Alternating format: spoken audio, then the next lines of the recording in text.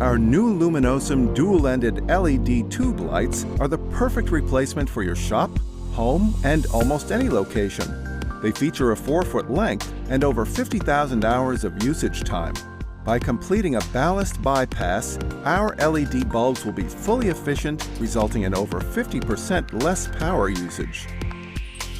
Our LED tubes utilize a common ballast bypass installation. Before performing the ballast bypass, always disconnect the fixture from power. Note which wires travel to the fixture end and which you can identify as the load and neutral connected to the ballast. Cut both load and neutral wires and strip to expose the wire. Cut both fixture end wires and strip to expose the wire.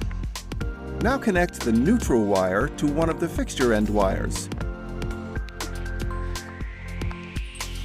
Locate the 4 wires on the opposite end of the light fixture. Cut and strip. Connect to the load wire to complete the current. With the ballast bypass complete, simply install the LUMINOSUM LED tubes into the fixture. Our bulbs have a quick connection due to the dual-end electrical points. With quick installation complete, you can start saving money and enjoy your bulbs right away.